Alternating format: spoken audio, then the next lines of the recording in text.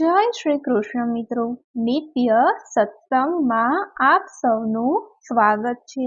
આજે આપણે સાંભળીશું પુરુષોત્તમ માસ એટલે કે અધિક માસનું મહાત્મય। જો આ વિડીયો તમને પસંદ પડે તો લાઈક અને શેર કરી ચેનલને સબસ્ક્રાઇબ જરૂરથી કરજો। ભારતીય સંસ્કૃતિમાં વૈદિક પરંપરામાં પ્રણાલિકામાં અનેક ઉત્સવો અને મહોત્સવનું આગવું મહત્વ છે, જેમ કે નવરાત્રિ, શ્રાવણ માસ, હોળી, ધૂળેટી, દિવાળી આદિનું અનેક આગવું મહત્વ છે। આવી જ રીતે દર 3 વર્ષે આવતા અધિક માસનું પણ આગવું મહાત્મય છે। અધિક માસ કે જેને પુરુષોત્તમ માસ તરીકે પણ ઓળખવામાં આવે છે। અધિક માસ એટલે વિચાર કરીએ તો પૃથ્વીની આસપાસ ચંદ્રની એક પ્રદક્ષિણા પૂરી થતા જે સમય લાગે છે તેને ચંદ્રમાસ કહેવાય છે। આવી ચંદ્રની પ્રદક્ષિણા પૂરી થતા 354 દિવસ લાગે છે। બીજી રીતે પૃથ્વીની સૂર્યની આસપાસ એક પ્રદક્ષિણા પૂરી થતા તેને સૌરમાન વર્ષ કહેવાય છે। આ પ્રદક્ષિણા પૂરી કરતા 365 દિવસ જેવો સમય લાગે છે। આમ ચંદ્રમાસ અને સૌરમાન વર્ષ વચ્ચે 11 દિવસનું અંતર પડે છે। આ અંતર વધવા નહીં દેતા દર ત્રીજે વર્ષે એક માસનો ઉમેરો કરી દેવાય છે। આ ઉમેરાયેલો માસ એટલે અધિક માસ। આ અધિક માસ 32 મહિના 16 દિવસ અને 4 ઘડીના અંતરે આવ્યા કરે છે।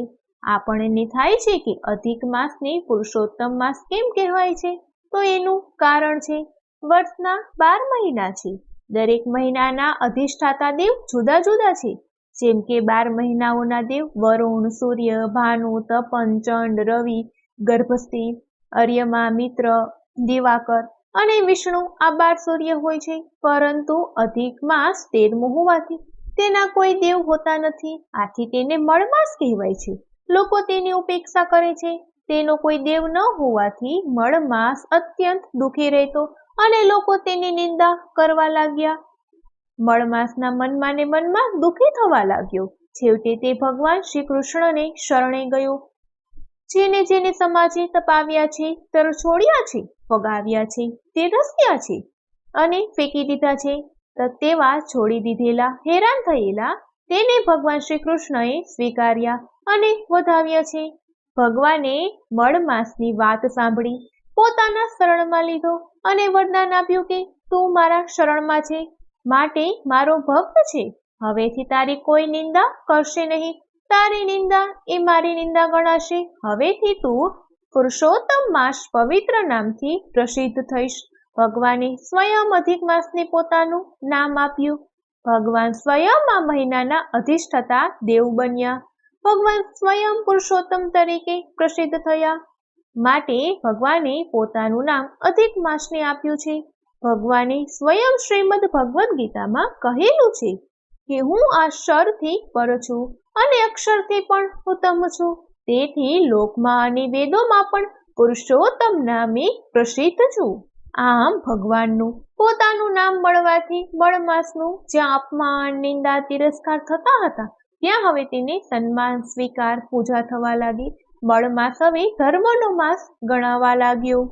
ભગવાને અભય વચન આપતા કહ્યું, પુરુષોત્તમ માસમાં જે કોઈ સ્નાન, દાન, તપ, ઉપવાસ, ભગવત કથા શ્રવણ, ધારણા, પારણા, સેવા, ભક્તિ, પૂજા, મનોરથ કરશે તેને અધિકમાં અધિક ફળની પ્રાપ્તિ થશે।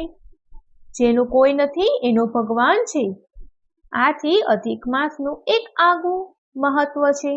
આ મહિનામાં કરેલી ઠાકોરજીની ભક્તિ, સેવા, પૂજા, આરાધના, ઉપવાસ અનંત ફળ આપે છે, માટે સાધકો, વૈષ્ણવો વિવિધ રીતે ઠાકોરજીની ભક્તિ કરે છે, મનોરથ કરે છે।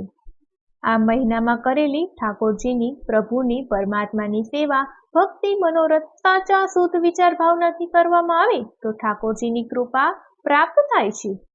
કારણ કે ભક્તિની શક્તિ અનેરી છે। ભગવાન સામેથી ભક્ત પાસે આવે છે।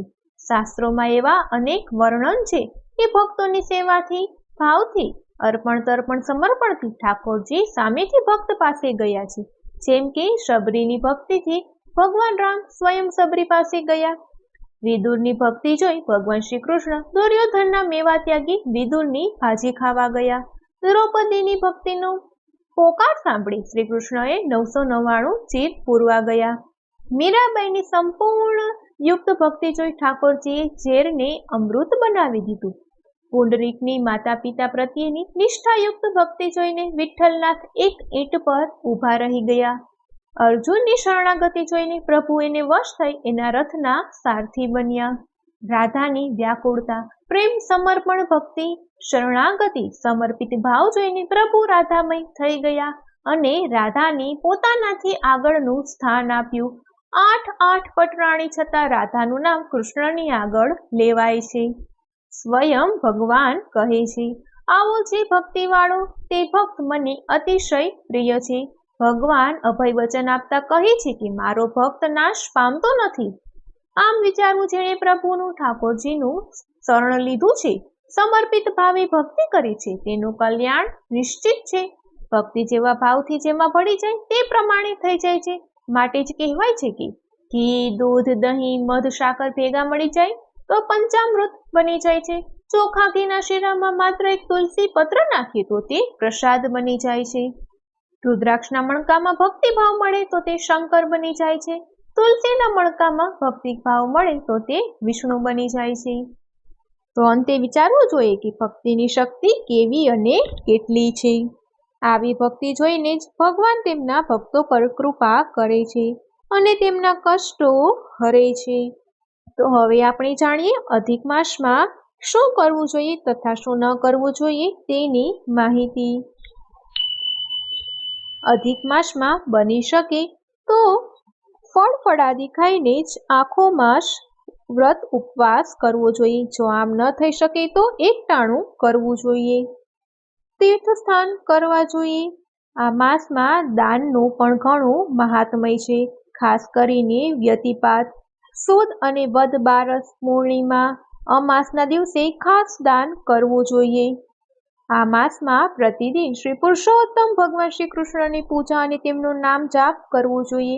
દીપદાન કરવું જોઈએ. દેવ દર્શન કરવા જોઈએ. ગાયોનું પૂજન કરવું જોઈએ તથા તેમને ઘાસચારો ખવડાવવો જોઈએ.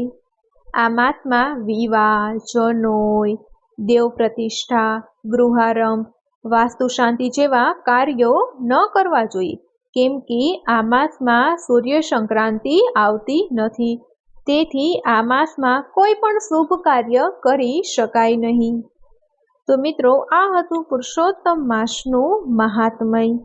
જો આ માહિતી તમને પસંદ પડી હોય તો વિડીયોને લાઈક અને શેર કરી ચેનલને સબસ્ક્રાઈબ જરૂરથી કરજો. જય શ્રી કૃષ્ણ.